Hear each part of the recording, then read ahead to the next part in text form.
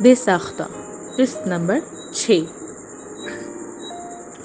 اب کی بار رنگ حازم کے چہرے سے اڑے تھے اور وہ سخت حیرانی کے عالم میں بس اتنا ہی پوچھ سکا کہ تمہیں کیسے پتا چلا؟ مطلب تم سچ میں یہ سب کرنے والے تھے؟ آئلہ نے افسوس بھرے لہجے میں صدمے سے کہا۔ ہاں، بٹ تمہیں کیسے پتا چلا؟ بتاؤ نا۔ اس کی سوئی ابھی بھی یہیں اٹکی ہوئی تھی۔ وہ اسے حیران ہو کر دیکھ رہا تھا۔ اسے لگا کہ وہ اس کی سوچیں پڑھنے لگی ہے۔ تم کس قدر گھٹیا انسان ہو، ابھی تک تو میں صرف اندازہ لگا رہی تھی۔ حازم نے اس کی بات سن کر ریلیکس ہوا۔ اوہ، تو محترمہ کے اندازے یہ تھے۔ حازم اب بالکل نارمل تھا۔ ویسے تمہیں شرم نہیں آ رہی اپنے اس قدر گھٹیا ارادوں پر؟ آئلہ نے تجسس سے حازم کے چہرے پر شرمندگی کے آثار ڈھونڈتے ہوئے پوچھا۔ شرم؟ بھلا کس بات کی؟ نکاح کرنا کون سی غلط بات ہے؟ حازم نے آئلہ کا ٹھنڈا نارمل اور غصے سے پاک لہجہ پا کر ڈٹائی کا مظاہرہ کرتے ہوئے جواب دیے بغیر الٹا سوال داغا۔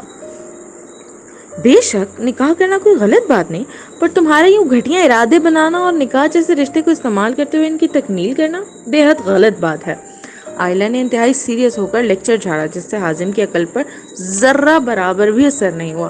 اور ایک بات میں تمہیں بتا دوں کہ یہ تمہاری خوش فہمی ہے کہ یہ میرے والدین کسی بھی صورت تمہارے جھانسے میں آئیں گے یا میرا تم سے زبردستی نکاح کریں گے۔ آئلہ بالکل سنجیدہ تھی۔ حازم کے پاس اب کہنے کو کچھ نہیں تھا۔ وہ لوگ مارکیٹ پہنچ گئے تھے۔ آئلہ نے گفٹ شاپ سے ماہرہ کے لیے اچھا سا تحفہ خریدا اور مارکیٹ سے اپنے لیے بھی کچھ چیزیں خریدیں۔ حازم شاپنگ کے دوران چپ چاپ خاموشی سے اس کے ساتھ چلتا رہا۔ وہ لوگ گھر پہنچے تو حازم اپنا خراب موڈ لیے سیدھا اپنے کمرے کی طرف بڑھ گیا، جبکہ آئلہ اپنی شاپنگ دکھانے ندا چچی کے پاس چلی گئی۔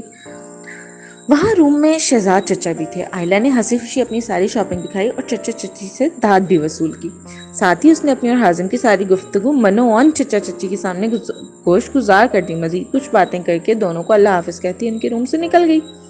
اب آئلہ نے بھی تو حازم کو سبق سکھانا تھا۔ وہاں حازم اپنے کمرے میں لیٹے افسوس سے مرا جا رہا تھا کہ آخر اس نے آئلہ کے متعلق ایسا سوچا ہی کیوں، اور اگر سوچ ہی لیا تو اعتراف کی کیا ضرورت تھی؟ آخر کو وہ کر بھی سکتا تھا۔ پھر اس نے سوچا چلو کوئی نہیں، آئلہ کا پیچھا چھوڑ دیتا ہوں، مجھے شادی ہی تو کرنی ہے، کسی اور سے کر لوں گا، بھلا مجھے لڑکیوں کی کیا کمی۔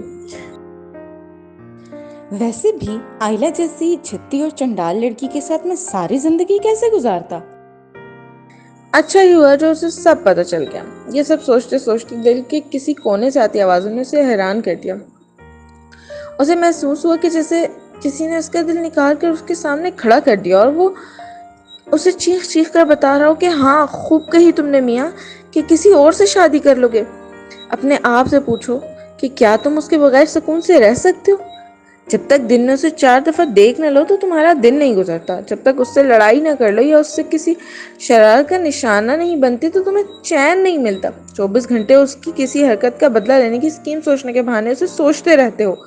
خود سے پوچھو کہ وہ تمہارے لیے کتنی اہمیت رکھتی ہے۔ پسینے کے ننھے قطرے اس کے ماتھے پر نمودار ہونے لگے۔ وہ خود اپنے آپ پر حیران تھا۔ آگہی کا لمحہ آیا اور گزر گیا۔